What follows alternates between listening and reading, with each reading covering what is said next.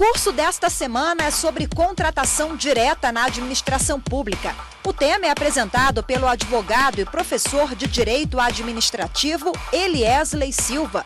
Nas aulas, ele aborda as principais questões relacionadas à inexigibilidade e dispensa de licitações.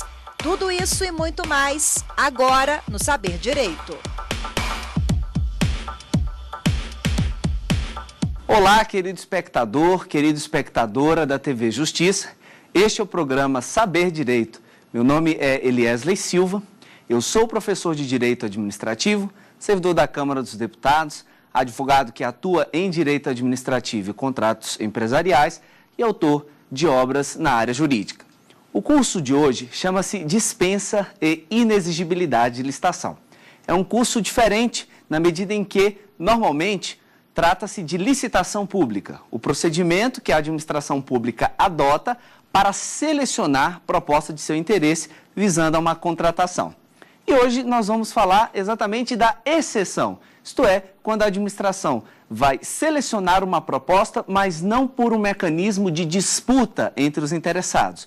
A administração, então, fará uma contratação direta. Ela vai escolher aquele com quem vai contratar sem a necessidade de uma disputa. Portanto, nós falaremos de dispensa e inexigibilidade de licitação.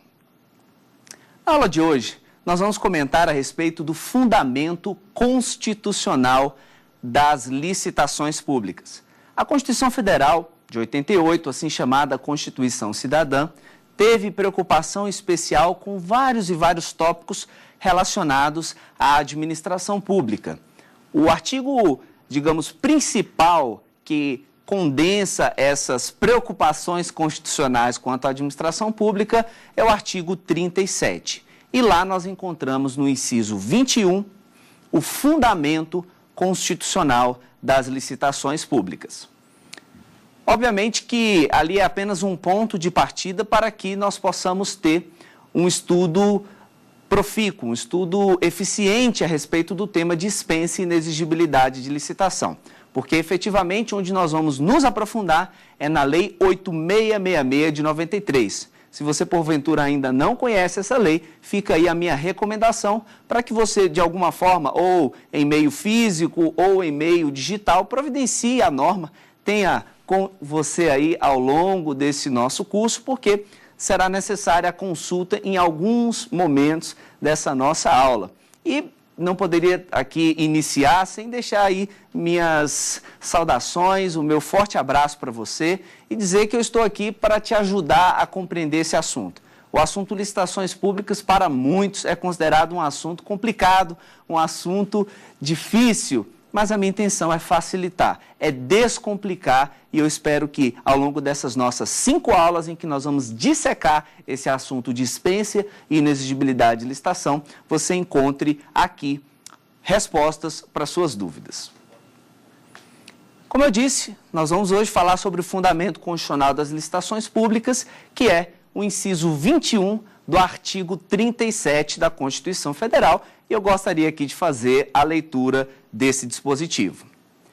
Ressalvados os casos especificados na legislação, as obras, serviços, compras e alienações serão contratadas mediante processo de licitação pública que assegure igualdade de condições a todos os concorrentes, com cláusulas que estabeleçam obrigações de pagamento, mantidas as condições efetivas da proposta, nos termos da lei, o qual somente permitirá as exigências de qualificação técnica e econômica indispensáveis à garantia do cumprimento das obrigações. Veja, esse dispositivo constitucional é bastante extenso, mas eu não quero que você se preocupe, porque nós teremos esta primeira aula do nosso curso para nos aprofundarmos e destrincharmos as informações relevantes aqui nesse dispositivo. A primeira informação que eu gostaria de extrair desse inciso 21 do artigo 37 é a respeito da obrigatoriedade de licitação. A Constituição vai afirmar, ressalvados os casos especificados em lei, as obras, compras, serviços e alienações do poder público serão contratados, veja aí o verbo imperativo, dando caráter de imposição, mediante processo de licitação pública.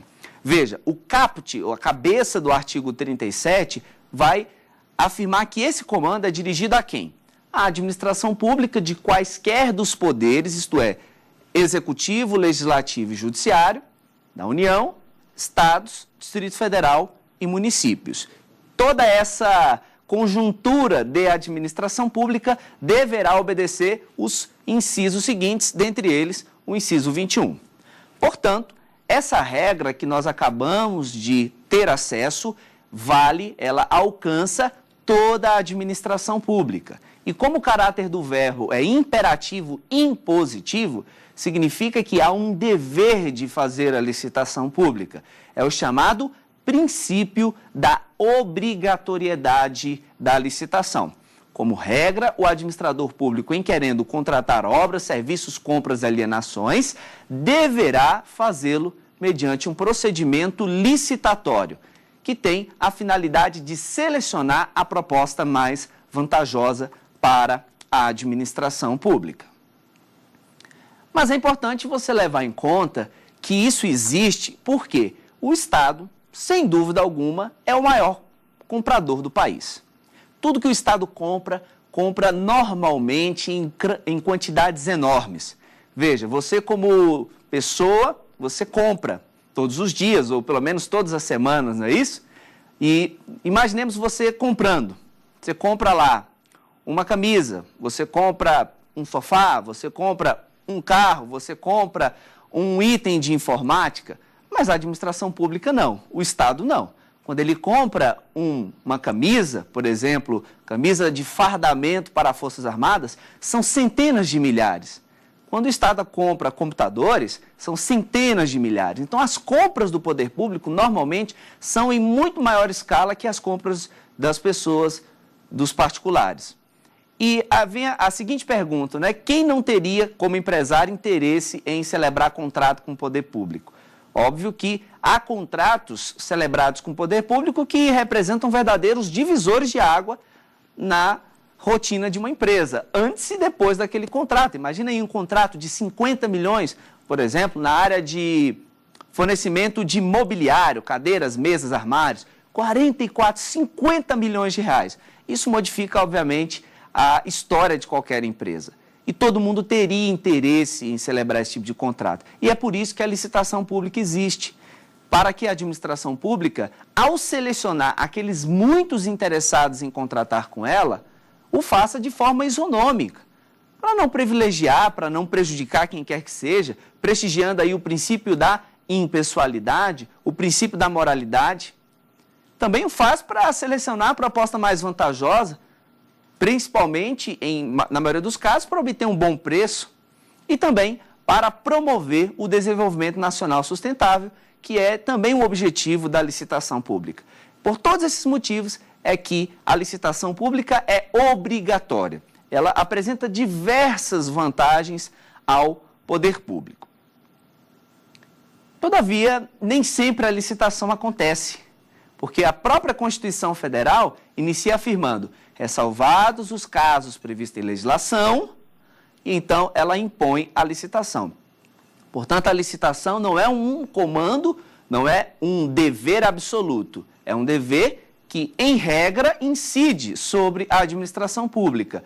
Mas, volta e meia, a administração pública não vai ter a necessidade de fazer licitação.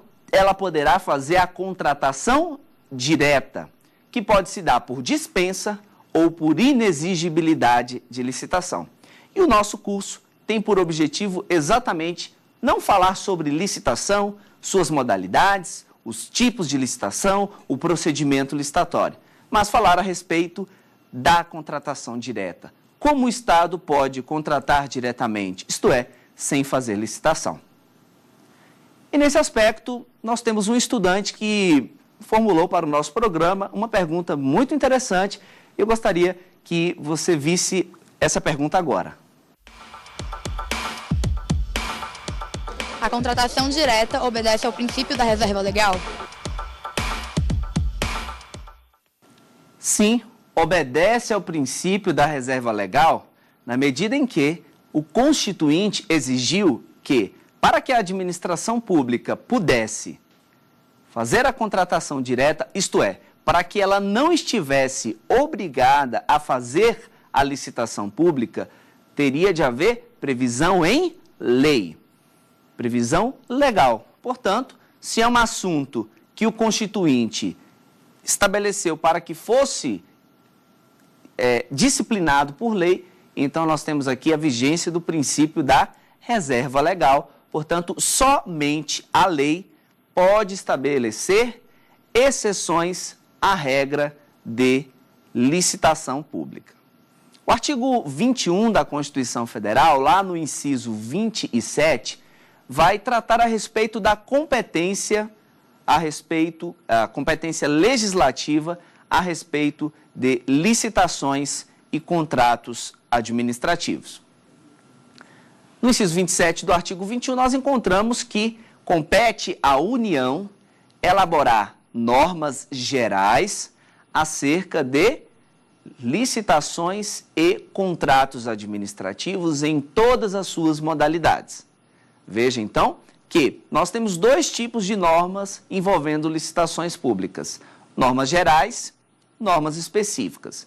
As normas gerais são aquelas normas fundamentais.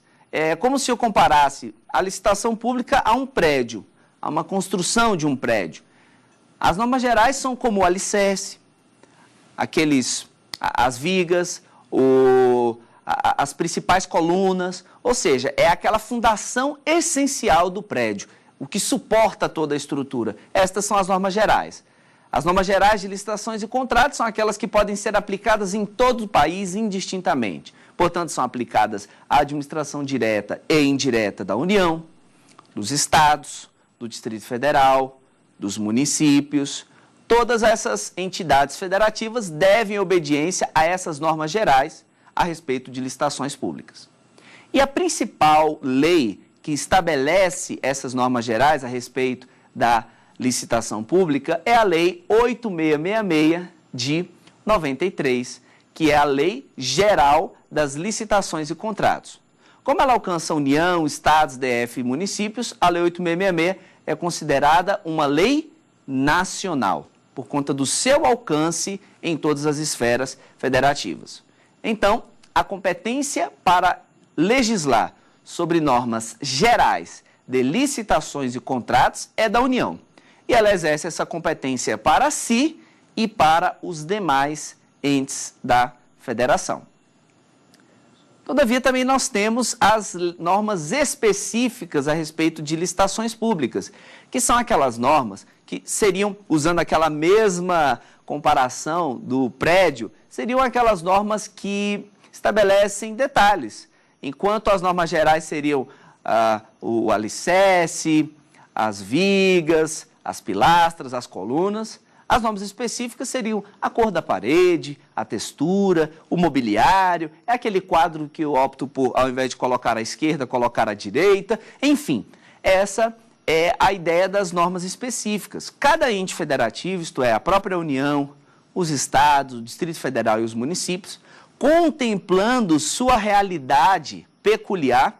É óbvio, é muito diferente você fazer licitação pública no estado de São Paulo, na capital, e fazer uma licitação pública no interior do Amapá. Por quê? As realidades são totalmente distintas e, portanto, seria adequado que houvesse regras específicas que contemplassem essas peculiaridades. É por isso que cada ente federativo pode elaborar normas específicas a respeito de licitações e contratos, observadas, é claro, as normas gerais estabelecidas pela União. Portanto, não cabe ao ente federativo modificar a estrutura do prédio. Eu vou deslocar esta coluna para aquele lado ali. Não, eu não tenho essa opção, porque aquilo que a norma geral estabeleceu deve ser obedecido. O que eu posso é, tendo em conta essas normas gerais, estabelecer normas específicas em cada ente federativo. Portanto, verifique que A edição de normas sobre licitações e contratos, se você quer saber a respeito da competência legislativa, você tem que verificar que tipo de norma você está avaliando. Se são normas gerais, então compete à União e ela legisla para si e para as demais. Com os meus alunos, inclusive, eu uso um processo mais ou menos aí de mnemônico, né? Porque seria competência para normas gerais é da União para si e para as demais. Competência para norma específica, cada um com sua lei fica. Isto é, cada ente da federação pode elaborar a sua própria norma a respeito de licitações e contratos administrativos. Nessa ótica de raciocínio, então, é com certeza submetida ao princípio da reserva legal a contratação direta, na medida em que as hipóteses de contratação direta só podem ser admitidas quando estiverem previstas em lei. É óbvio que essa previsão não precisa ser expressa, mas ela tem de ter sim uma previsão em lei e lei geral. Portanto, cabe à União, somente à União, estabelecer normas gerais a respeito de contratação direta pela administração pública. Inclusive hoje, se nós formos fazer um passeio, e vamos fazer um passeio nas demais aulas, pela Lei 8666, nos dispositivos que tratam de contratação direta, nós vamos verificar que na maior parte desses dispositivos nós temos aí 50 e tantas hipóteses. É até algo desafiador, não é verdade? Eu te digo, olha, a regra é a realização da licitação pública, mas espera aí que eu vou te mostrar 50 e poucas exceções. É algo que causa estranheza, não é verdade? Porque, espera aí, como pode uma regra comportar 50 e tantas exceções? É verdade, é assim que o nosso sistema jurídico trabalha.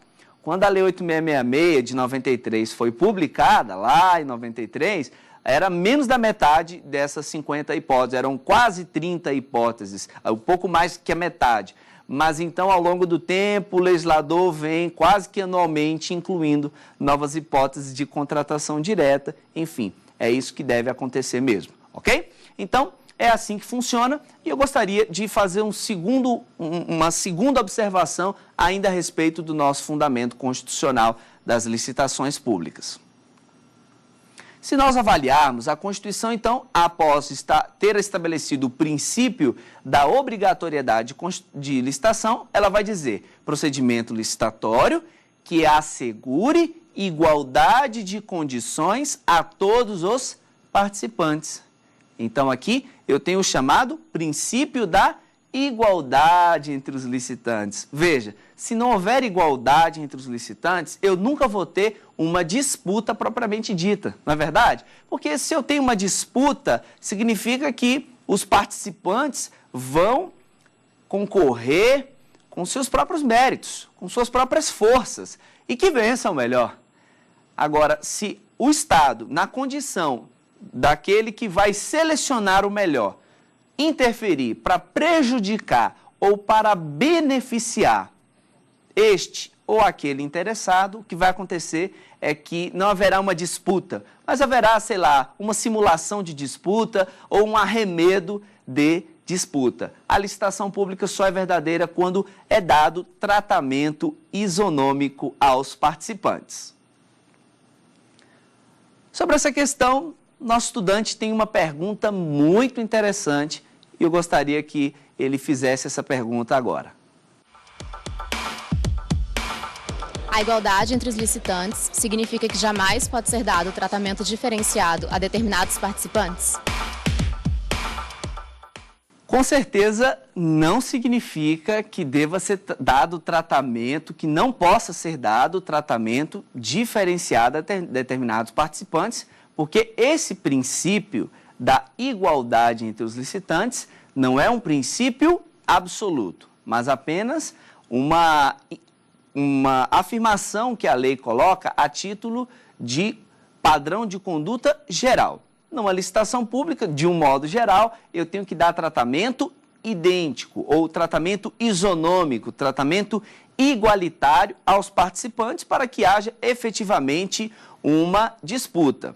Tanto é assim que o artigo 3º da lei, lá por volta do parágrafo 3º, vai tratar a respeito dessa isonomia entre os participantes, afirmando que é proibido à administração pública estabelecer tratamento diferenciado dos licitantes em razão de sua natureza, da sua localidade, de sua naturalidade, do seu domicílio.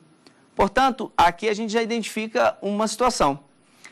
Em alguns momentos na história da administração pública brasileira, houve a tentativa de se estabelecer, por exemplo, que uma licitação realizada aqui no Distrito Federal, um exemplo, só poderiam participar desta licitação as empresas que fossem sediadas no Distrito Federal. E isso, obviamente, está errado, ou seja, é ilícito essa disposição. Por quê? Porque uma licitação pública realizada no Distrito Federal pode ter como participantes empresas que estejam sediadas em qualquer lugar do país. Veja comigo, que diferença faz, por exemplo, a administração pública está querendo fazer a aquisição de papel para alimentar impressoras. A aquisição de papel folha A4, certo? E aí, qual a diferença que haverá para a administração pública se ao invés de ganhar uma empresa de Brasília, ganhar uma empresa sediada em Cuiabá, no Mato Grosso? Diferença alguma. Para a empresa é que fará diferença, porque provavelmente a empresa que esteja em Brasília e vá fornecer em Brasília vai ter custos de logística, custos de transporte menores que a empresa que está em Cuiabá e vai fornecer o produto em Brasília. Mas isso é uma questão para que o empresário avalie e não para a administração pública. O que ela precisa é que haja fornecimento daqueles papéis na quantidade e qualidade exigidas no edital e ponto final. O resto é o empresário que vai avaliar se é conveniente ou não participar da licitação pública. Portanto, essa exigência é ilícita. Por quê? Porque ela acaba criando um tratamento diferenciado entre os licitantes, mas um tratamento que não está previsto em lei. Mas a coisa não para por aqui. Por quê? Porque nós temos várias e várias situações que precisam ser avaliadas com calma. Ainda sobre essa questão relativa ao endereço, tome cuidado. Por quê? Uma vez eu lembro que há um tempo, eu aprendendo a respeito de licitações e contratos, alguém me disse assim: Eliesley, em licitações públicas pode-se quase tudo, desde que justificado. Pode-se quase tudo, desde que haja justificativa.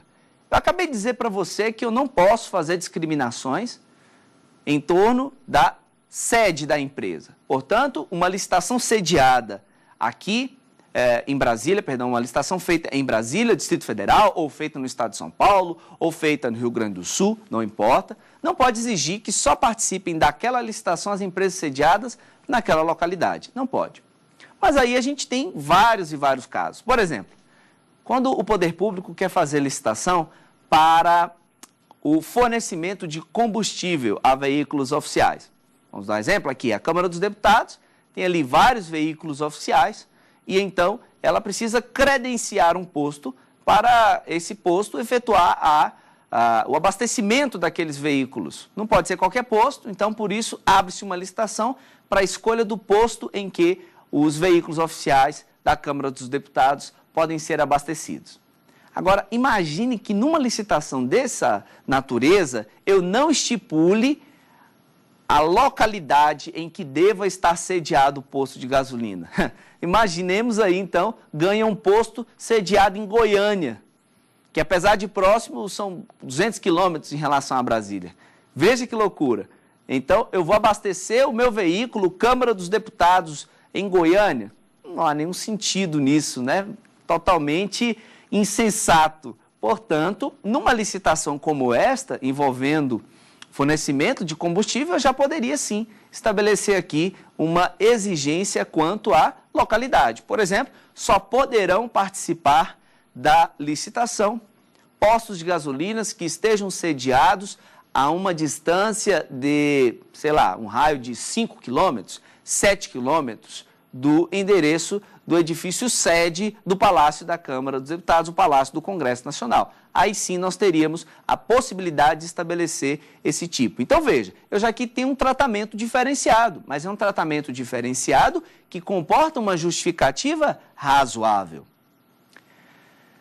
Para saber se você efetivamente entendeu o que eu acabei de falar para você, eu quero te trazer um exemplo que eu mesmo experimentei quando fui pregoeiro no Tribunal Superior Eleitoral. Eu estou aqui na condição de professor de Direito Administrativo, falando sobre licitações públicas, mas com conhecimento prático na área, porque eu já atuei na qualidade de servidor público em diversos setores, unidades, departamentos que trabalhavam com licitações públicas. Inclusive, tive a oportunidade, a grande oportunidade de ser pregoeiro oficial, integrar a comissão de licitações permanente do Tribunal Superior Eleitoral.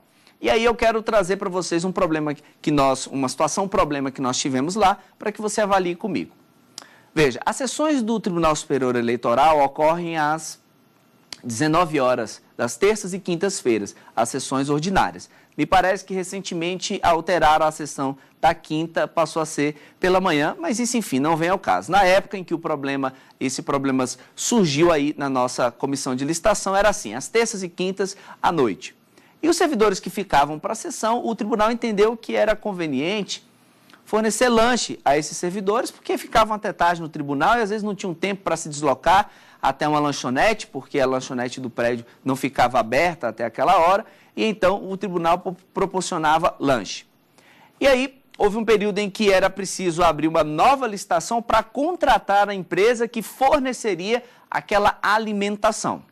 E qual foi o primeiro raciocínio da unidade técnica, a unidade responsável por aquela área? Era estabelecer que a empresa deveria estar fisicamente em Brasília, já que ela teria que entregar alimentos frescos, ou seja, alimentos para consumo imediato. E na cabeça daquelas pessoas, então, eu não poderia estabelecer que empresas fora de Brasília pudessem participar, uma vez que o local de fornecimento desses alimentos seria aqui em Brasília, no Distrito Federal. E aí o que aconteceu? Ao essa questão ser submetida, eu lembro que na época eu opinei de modo contrário, eu disse não, nós não podemos estabelecer que a empresa esteja aqui no Distrito Federal para participar da licitação. Dois motivos. Primeiro, nós temos que identificar bem o objeto. Então, nós temos que ter aqui um esmero muito grande ao definir como vai ser esse alimento que vai ser entregue, alimento fresco, alimento apropriado ao consumo imediato, que tenha sido preparado com algumas horas de antecedência para não vir lá um alimento preparado há muitos dias, enfim, haver aí até um problema de intoxicação alimentar. Então eu disse, olha, nós temos que, em primeiro lugar, definir muito bem o objeto e deixar a empresa ciente de que ela tem que trazer um alimento próprio ao consumo imediato.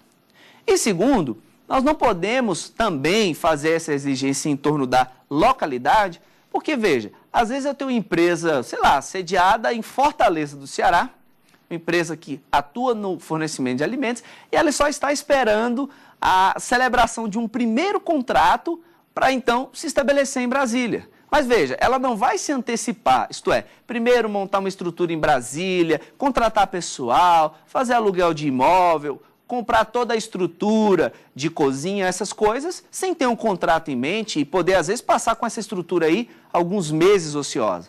Ela está, às vezes, essa empresa está esperando apenas ganhar a primeira licitação para fornecimento de alimentos, para então, ela tendo esse contrato já definido, poder se estabelecer aqui e desenvolver as suas atividades. Por todas essas razões, então, naquela ocasião, nós definimos que não era adequado estipular tratamento diferenciado em razão da localidade. Esses exemplos todos que eu estou te dando é apenas para que você entenda que a questão referente ao tratamento diferenciado é possível, sim, mas desde que haja justificativa plausível, justificativa razoável. No entanto, essas questões todas são abertas, questões com as quais nós nos deparamos no dia a dia. Mas o próprio legislador se antecipou a isso. O mesmo legislador que estabeleceu o princípio da igualdade entre os licitantes, ele mesmo estabeleceu diversas hipóteses de tratamento diferenciado. Eu gostaria de comentar algumas dessas hipóteses com você. A primeira delas, a hipótese de tratamento diferenciado às microempresas e empresas de pequeno porte. Esse tratamento diferenciado está previsto na Lei Complementar 123 de 2006. Lá na Lei Complementar 123, que é o Estatuto das Microempresas e Empresas de Pequeno Porte, nós vamos encontrar lá, por exemplo, a possibilidade de eu reservar determinadas licitações para que só possam participar dessas licitações empresas de pequeno porte, micro e pequenas empresas. Tratamento diferenciado quanto à comprovação da regularidade fiscal, enquanto as empresas comuns teriam que comprovar ali a regularidade fiscal no momento imediato a que elas fossem solicitadas a entregar a documentação, a microempresa, a empresa de pequeno porte, não, ela poderia ter um prazo aí, se não me falha a memória, de 5 dias úteis para apresentar essa documentação. Tudo isso é tratamento diferenciado, o chamado lá empate fictício. Empate fictício muito interessante, eu queria chamar a sua atenção para ele.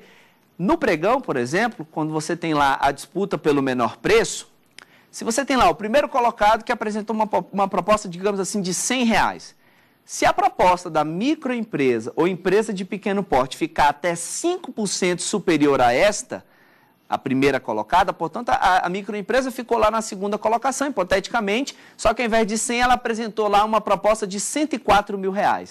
Então, nessa situação, a lei estabelece um critério de vantagem para a microempresa, afirmando que é considerado, então, um empate, mas é um empate fictício, porque não houve um empate efetivamente de propostas. É um empate que se deu porque a microempresa apresentou uma proposta 5% superior à de menor valor. E o que vai acontecer nessa situação? A lei, então, determina que o poder público convoque a microempresa, a empresa de pequeno porte, e diga, olha, sua proposta ficou até 5% superior à do melhor colocado. Ele é o vencedor até agora, mas eu vou te dar a oportunidade de, se você conseguir cobrir a proposta dele, ou seja, conseguir fazer a proposta dele pelo menos um valor abaixo, não importa quanto, então você vai ser vencedora. E aí nós temos a situação que, talvez nessa hipótese de R$100, a microempresa está bom. Eu, então, apresento uma proposta de R$ 99,99. R$ 99,99. Então, ela vai ser vencedora porque ofertou uma proposta de 1 centavo abaixo daquela vencedora de uma empresa comum. Veja, portanto, que aqui a microempresa e a empresa de pequeno porte, ela vai ter uma grande vantagem na licitação, na medida em que vai poder vencer aquela licitação, às vezes com desconto mínimo, e isso vai causar, sim, não há dúvida, um tratamento bem vantajoso em relação à empresa comum. Alguns autores, alguns juristas vão até criticar o exagero do legislador ao estabelecer vantagens para microempresa e empresa de pequeno porte. Mas aí, no final das contas, no Supremo Tribunal Federal, a Lei Complementar 123 não foi objeto de declaração de inconstitucionalidade por nenhum motivo, portanto, suas regras estão plenamente em vigor.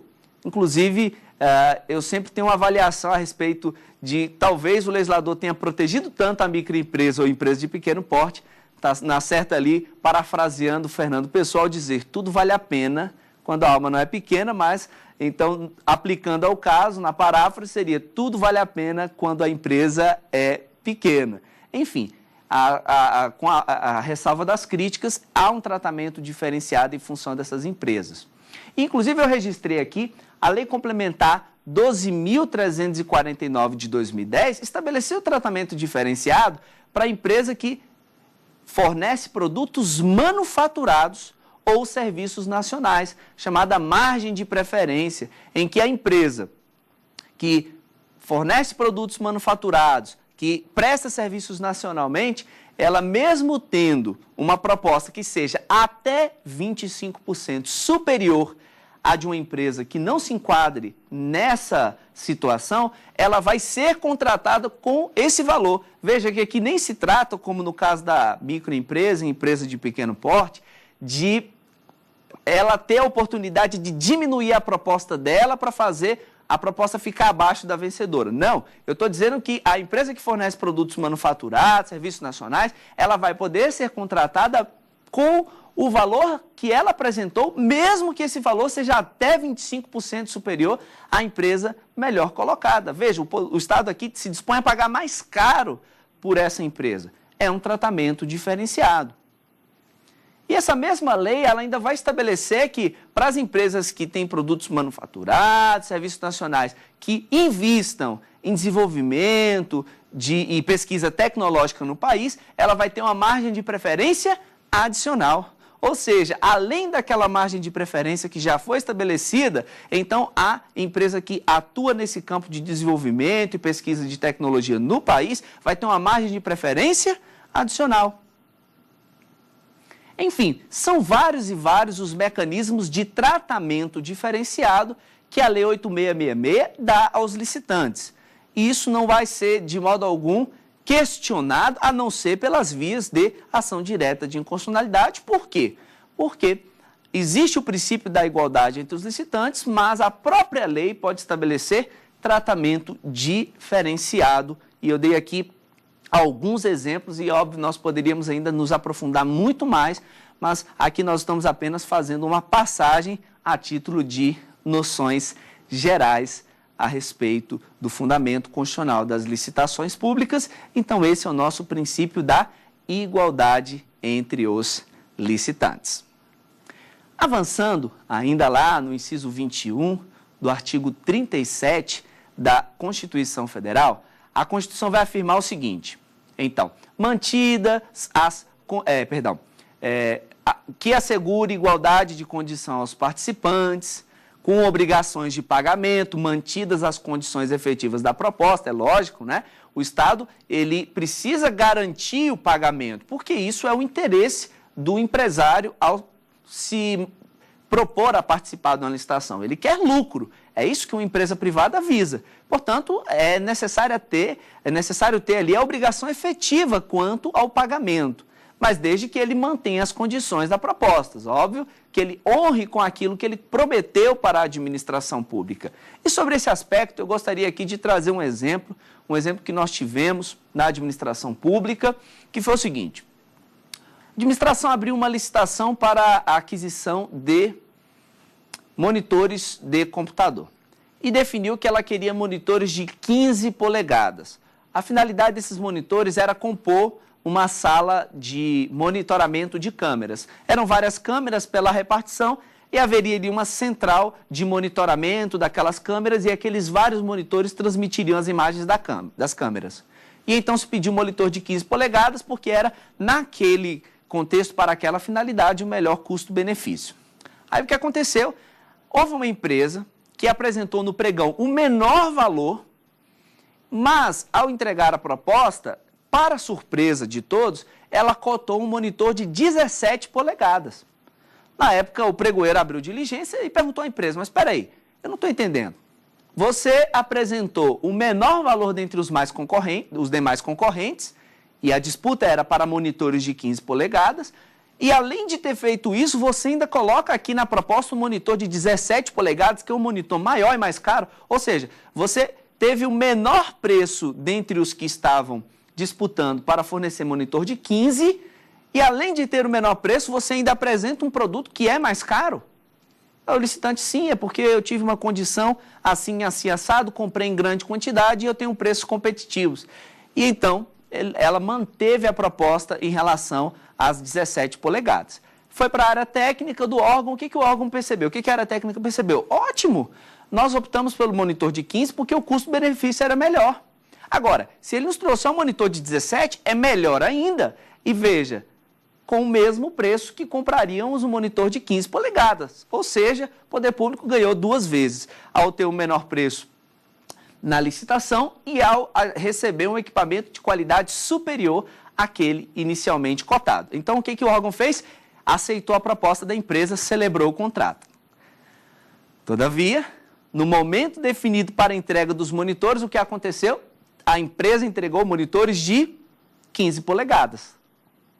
O fiscal do contrato: peraí, a proposta prevê 17. Você está me entregando de 15 polegadas e então recusou receber aqueles monitores, pediu que a empresa então substituísse por monitores de 17 polegadas.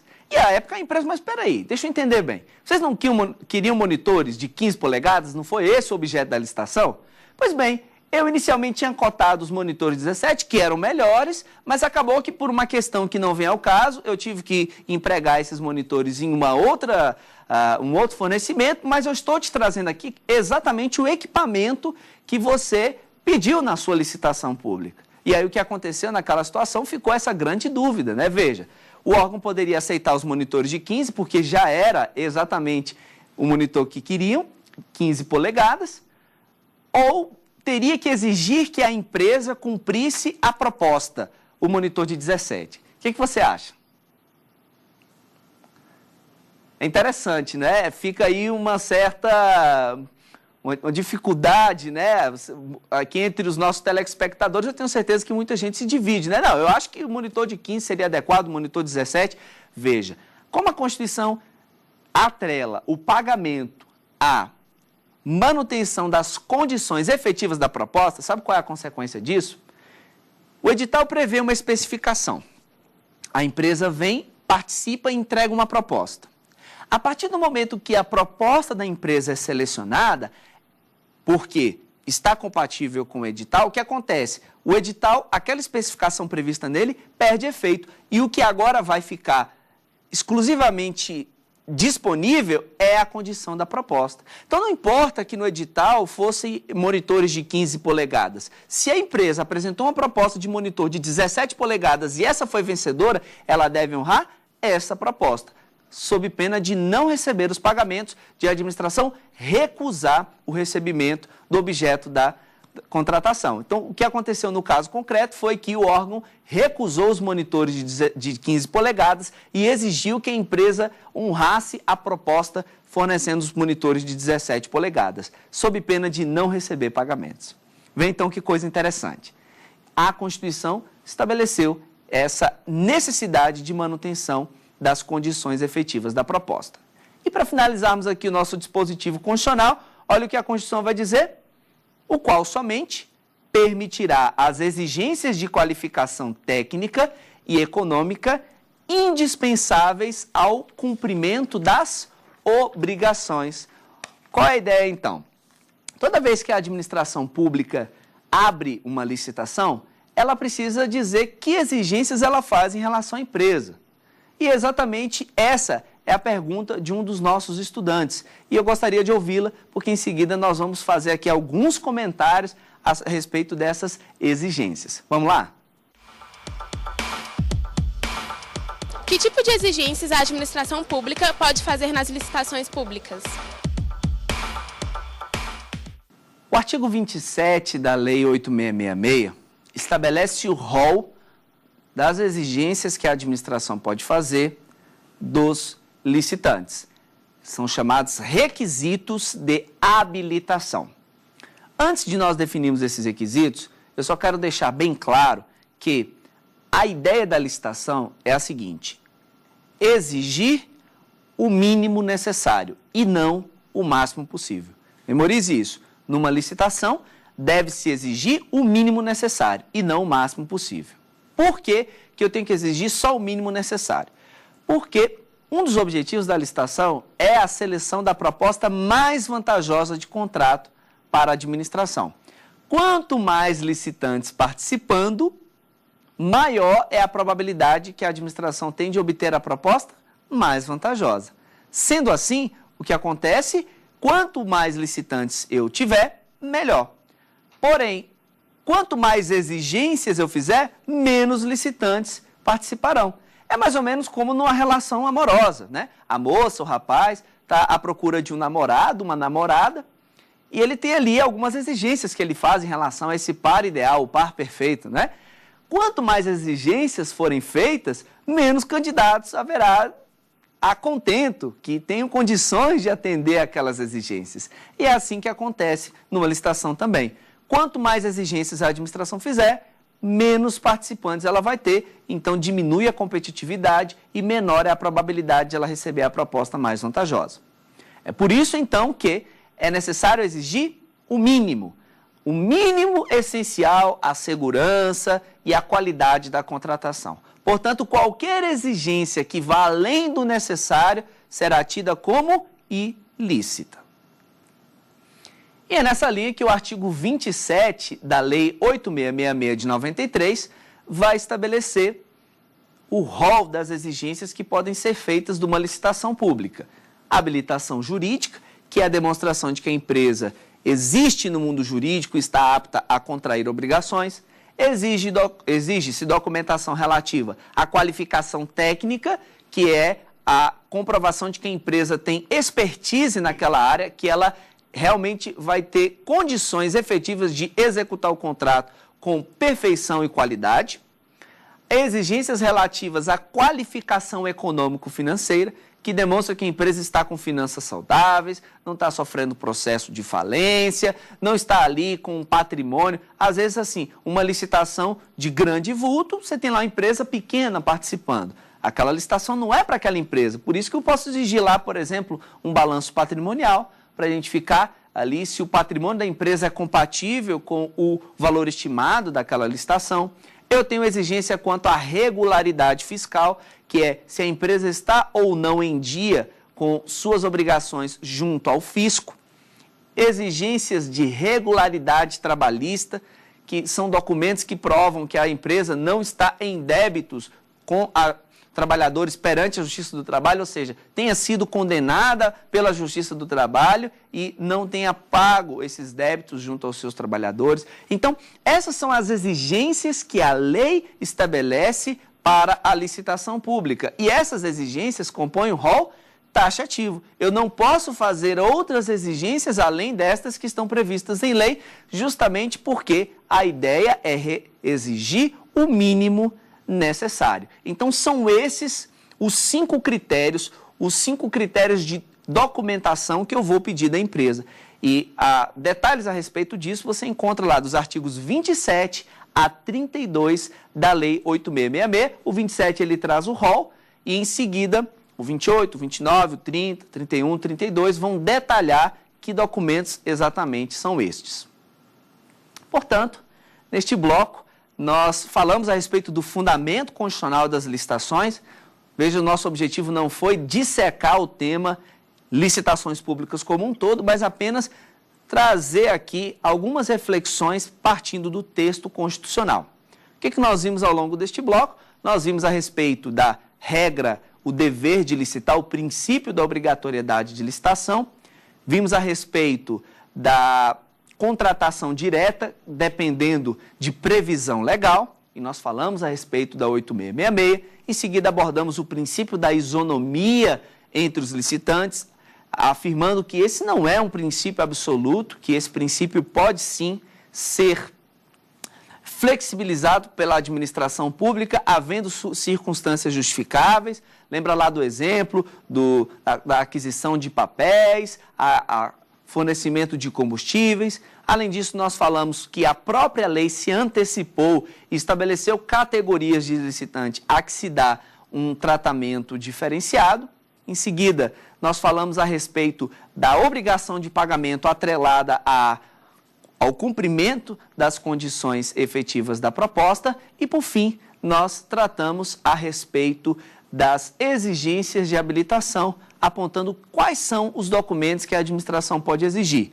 E sempre com a ideia de que a administração deve exigir o mínimo possível dos licitantes e não o máximo necessário. Qualquer exigência que vá além disso será uma exigência ilícita, porque viola o princípio da competitividade, ok? Na nossa segunda aula, nós vamos falar a respeito de noções gerais a respeito da contratação direta. E tendo essa primeira aula, esse caráter mais panorâmico de conhecer o fundamento constitucional das licitações, na próxima aula, sim, nós vamos entrar especificamente para falar em detalhes sobre contratação direta, falando sobre dispensa e inexigibilidade. Fica aí, portanto, o meu convite para que você nos acompanhe aqui na TV Justiça, o programa Saber Direito, comigo, a nossa segunda aula sobre dispensa e inexigibilidade de licitação. Meu nome é Eliesley Silva do Nascimento eu te encontro aqui no nosso próximo programa. Tem dúvidas sobre o assunto? Então manda um e-mail para saberdireito@stf.jus.br. Você também pode estudar pela internet.